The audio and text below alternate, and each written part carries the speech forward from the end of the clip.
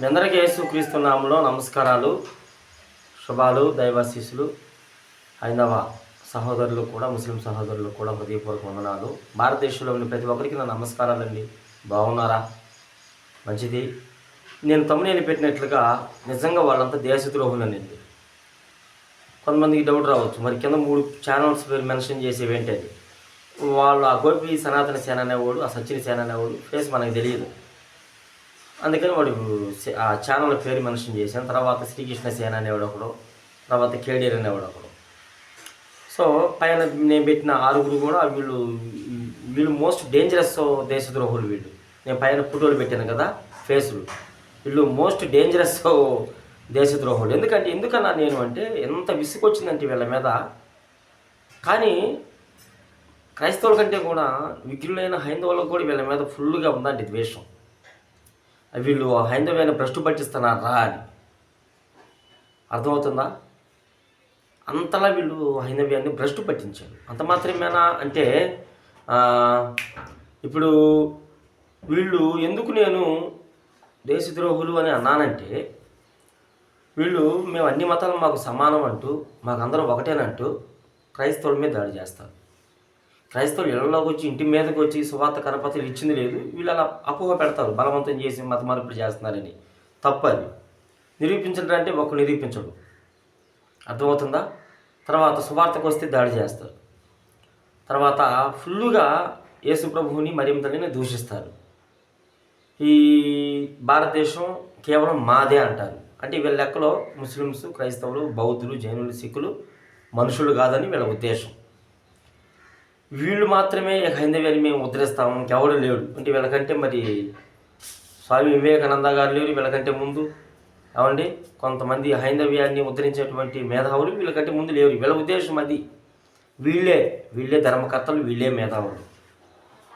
అలా ఫీలింగ్ వీళ్ళది. అయితే వీళ్ళు ఫుల్గా ఎంతగా ద్వేషిస్తున్నారంటే, ఒక మతాన్ని అడ్డం పెట్టుకొని ఇంకొక మతాన్ని ద్వేషిస్తున్నారంటే మనకి ఇట్టే అర్థమైపోతుంది. నేను వీరి గురించి, వీరన్న మాటలో వీరి యొక్క బూతులు నేను స్పెషల్గా మీకు వినిపించాల్సిన అవసరం లేదు నాకు తెలిసి. ఇప్పుడు నేను చెప్పినటువంటి ఛానల్స్ వాళ్ళ ఫోటోలు ఉన్నాయి కదా, వాళ్ళ ఛానల్స్లోకి వెళ్ళి మీరు చూడండి ఎంత దారుణంగా నీచంగా తిడతారు అంటే.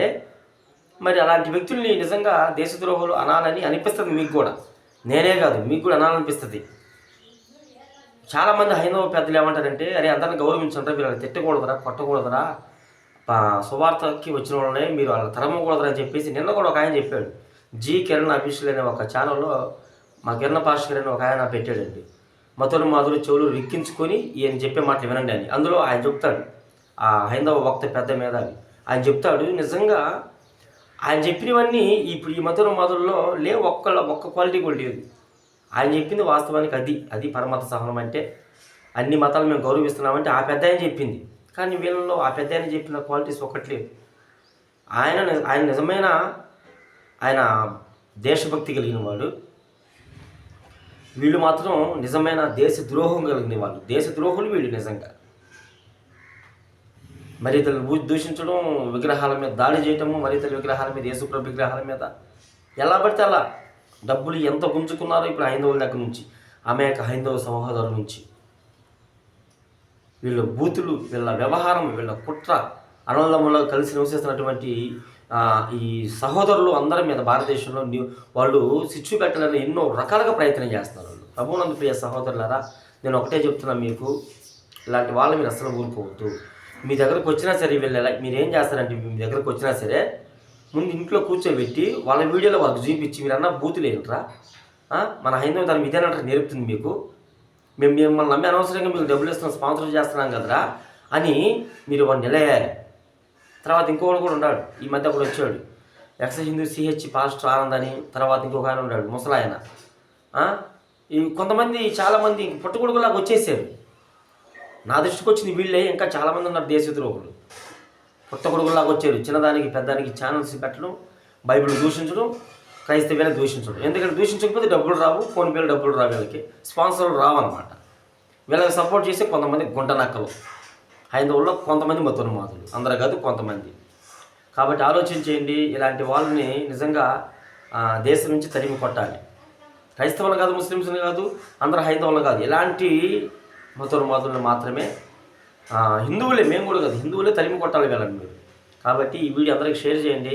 వీళ్ళ భాగవతం అందరికీ తెలియనట్లు ఈ వీడియో షేర్ చేసి అనేక మందికి మీరు మంచి చేస్తారని మీ అందరికీ ప్రేమపూర్వకంగా తెలియజేస్తూ ఈ వీడియో నేను ముగిస్తూ ఉన్నా. జై భారత్.